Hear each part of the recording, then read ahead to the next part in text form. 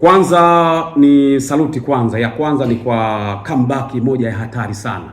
Hiyo sauti ya kwa Chama. Chama kafunga goli lakini pia katoa assist.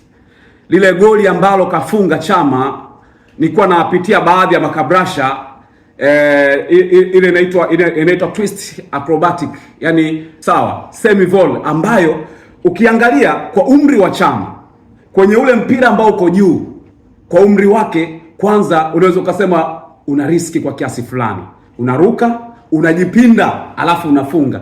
Mimi kwa goli ambao naliona pengine msimu huu linaweza ikawa ni goli bora la msimu, kama kutakuwa na goli lingine tena, ukiachana magoli ambayo amepita huko yalikuwa yanang'ang'aniana, lakini hili goli lina vitu vingi, lina ujumbe mwingi sana. Umri wa Chama, ubora wa Chama, the way jinsi ambavyo alikuwa ana dribble kutokea pembeni akaingia katikati, then Chama na Mpanzu wakamkaba kwa pamoja, Chama akaingia pembeni akachukua mpira, goli likapatikana kwa Ribase Ge. Goli la pili ni Yusuf Kagoma alifanya aliuingilia mpira wakati Luemba alipiga cross, Yanga wakauchukua. Yusuf Kagoma tena akauzuia ule mpira ambao ulikuwa unaenda kwenye lango la Simba, then ikatokea 1-2 na Chama akafunga. Magoli yote mawili yalipatikana kwenye transition. Ukiangalia magoli mawili yalofungwa na Yanga kwa Simba, yote mawili yametokana na makosa ya kiulinzi kwa timu ya Simba, na magoli yote mawili yametokana na cross ambazo zilikuwa zinatoka pembeni zinadondoka katikati, then center back ama tunazungumzia safu ya ulinzi ya Simba ilikuwa inashindwa clear makosa kwa haraka. Mwisho wa siku wachezaji wa Yanga walikuwa wanaokota yale magoli, wanaokota ule mpira ukiwa free. Maana yake ni nini? Maana yake tayari Yanga wakaiadhibu Simba kwa makosa yake ya clearance kwenye eneo lao la ulinzi, lakini Simba waliadhibu Yanga kwenye maeneo ya transition. Kitu kingine ambacho pia nilikisoma jana, Steven Becker kwa mara ya kwanza ameingia na single pivot kwenye mechi kubwa na yenye pressure.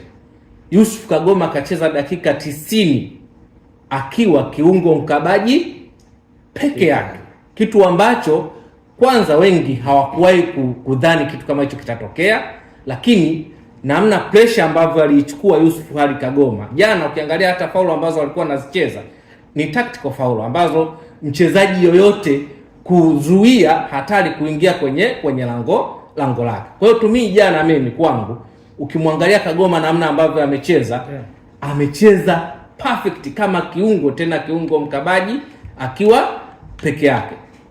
Kitu kingine ambacho nilikiona jana pia kwa Maxim pia Nzengeli, baada ya alitoka Damaro, Maxim pia Nzengeli akaingia katikati akawa anacheza kama kiungo namba 8, lakini ile namba 8 ambayo alikuwa anaicheza sio namba 8 pase ambayo inakuja kubondi na namba 6 wake ama kutengeneza link na namba 6 wake. Alichokuwa anakifanya yeye ni kuroll kwenye eneo zima la katikati, kwenye eneo la mbele la Simba. Maana yake ni nini? Maana yake tayari alikuwa amewarobu viungo wa Simba pale, na iliwapa kazi ngumu sana pia ilimpa kazi ngumu sana Neo Maema.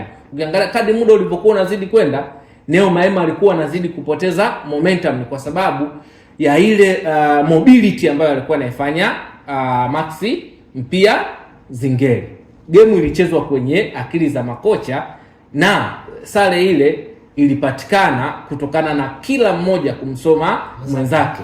Okay, yes, bwana, tuko live kwenye channel ya YouTube ya Mjini FM. Weka comment hapo, tutasoma kile ambacho mmeweza kushare nasi. Usisahau tuna nambari zetu za studio hapa, pia unaweza kutuandikia nasi tutasoma hivyo kama ambavyo umefikisha ujumbe wako. Lugano Israel, leta maneno bwana. Kwanza ni saluti kwanza. Ya kwanza ni kwa comeback moja ya hatari sana. Hiyo sauti ya kwanza. Sauti ya pili ni goli la Chama. Hizo saluti hizo zina reflect jinsi ambavyo mapambano yalivyokuwa. Kwanza ni wapongeze sana Yanga kwa comeback ambao wameifanya. Unajua kama ushawahi kucheza mpira miguu hata katika level ya UMISETA, sijui hata level ndogo tu kabisa za kawaida zile za kiushindani, utakuwa unaelewa ninachokizungumza. kwa maana kama timu yako imeongoza magoli mawili dakika ya 15, ndani ya dakika 15 hizo mpinzani wako atakuwa ana mawazo ya kusema, je, nitaweza kurudisha magoli au nitaongeza magoli mengine? Alafu unakuja na comeback ya magoli au mawili. Ni kitu ambacho mimi nawapongeza Yanga, ni kitu kikubwa. Mimi binafsi nilikuwa nimefuatilia ule mchezo. Mara baada ya magoli mawili ndani ya dakika 15 Simba anafunga. Ukiingia hata kwenye vichwa vya mashabiki wa Yanga, ukiachana na wachezaji, hata viongozi wote walikuwa wanafikiria wazo moja tu, kwamba inawezekana zile goli 5 ambazo tulishakuwapasua wa Yanga leo tunapasuka, kwa sababu alijua dakika 15 unapiga goli mbili za haraka haraka, ni namna gani ambavyo wachezaji wa Yanga wangeweza kurudi kwa haraka katika momentum ya kupambana. Lakini mpaka wamepigwa hizo goli mbili, bado mapambano yakaonekana ni makubwa zaidi. Yaani Yanga hawakushuka.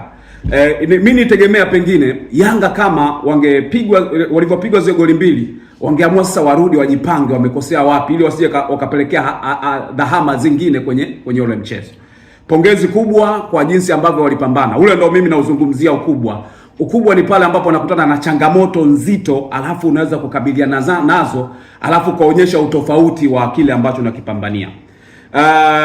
Mpaka goli la kwanza la Yanga linafungwa. Of course unaweza kuzungumza ni makosa, lakini ni namna ambavyo unaona matamanio ya wachezaji wa Yanga wanaenda kulitaka ile goli kufungwa. Maxim pia Nzengeli ndiye ambaye alipiga ile cross, lakini tunajua kwenye ile nafasi alikuwa anapiga cross, alikuwa na uwezo wa kudribble. Maxim pia Nzengeli yeye akapiga mpira, hakutaka kukaa na mpira muda mrefu, kwa sababu ile eneo analijua uwanja ulikuwa uruhusu sana mpira kwa nini kutembea vizuri. Na kitu kingine ukiangalia ni namna ambavyo upande wa mabeki wa Simba walishindwa kuwa na communication nzuri. Mpaka kichwa kinagongwa cha Ture. Manake alipiga kichwa kikielekea kwa wapinzani.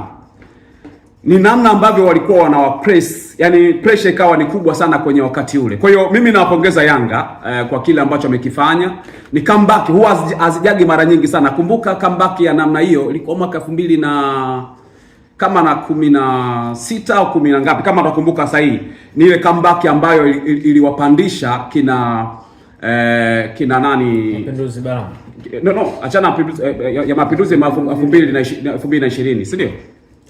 2020 nakumbuka, lakini yenyewe ilikuwa ni kabla huko, ambayo iliwapandisha kina Ndemla.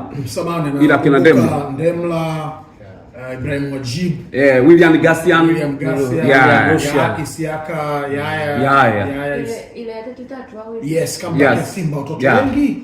Ile ndo comeback ambayo naikumbuka ilikuwa ni ile ya msisimko, kwa sababu unaona kabisa hii comeback tunarudishaje? Tumeshapigwa kipindi cha kwanza chote, hii kipindi cha pili tunarudije goli 3? Kwa hiyo hii comeback ya dakika 15 ilikuwa na effect kubwa sana kisaikolojia kwa upande wa Yanga, lakini Yanga wenyewe walienda kuamua kikubwa na kurudi kwenye mchezo. Hiyo ni pongezi za kwanza. Lakini pongezi ya pili ni kwa Chama. Chama kafunga goli, lakini pia katoa assist. Lile goli ambalo kafunga Chama, nilikuwa napitia baadhi ya makabrasha, ile inaitwa twist acrobatic. Yani unajikunja, acrobatic ya kujikunja upande ndio unaenda kufunga. Yani zile hazifungi mara kwa mara. Unaweza ukapiga acrobatic ya moja kwa moja, lakini ile ya kujikunja ile ni mara chache sana kuipata. Ile unaweza ukapongeza Chama kwa sababu kwanza yeye utakuwa unakumbuka ni mpira ambao aliupokonya, alafu akapewa mpira, akampa mpira akampa mpira Mpanzu akakaa na ule mpira, akamwangalia Chama akiwa kwenye mikimbio, akamdondoshea juu. Ile wanaitwa inaitwaje ile? Inaitwa nini? Pinpoint. No, vol nini? Semi vol. Sawa, semi vol, ambayo ukiangalia kwa umri wa Chama kwenye ule mpira ambao uko juu, kwa umri wake, kwanza unaweza ukasema una riski kwa kiasi fulani. Unaruka, unajipinda alafu unafunga. Mimi kwa goli ambayo naliona pengine msimu huu linaweza ikawa ni goli bora la msimu, kama hakutakuwa na goli lingine tena, ukiachana magoli ambayo amepita huko yalikuwa yanang'ang'aniana, lakini hili goli lina vitu vingi, lina ujumbe mwingi sana, umri wa Chama, ubora wa Chama, the way jinsi ambavyo amefunga. Kuna watu nilisikia walikuwa wanazungumza kwamba kulikuwa na offside, inawezekana walikuwa na hoja zao, lakini mpaka mwamuzi mwenyewe kwanza kuifikiria offside pale, kwa jinsi ambavyo limefungwa ile goli, heshima kubwa sana kwa Yanga, bonge la comeback ambayo wamekuja nayo. Sawa, bado tupo kwenye mechi ya derby hiyo na tutarudi na Mariam Mshana hapa kwenye VAR, kwenye zile moments ndani ya mchezo. JK tumejoin naye hapa pia, kuna moments nyinginezo nyingi tu za kimchezo zile ambazo zimetokea, zote tutakuja kuzizungumza hapa.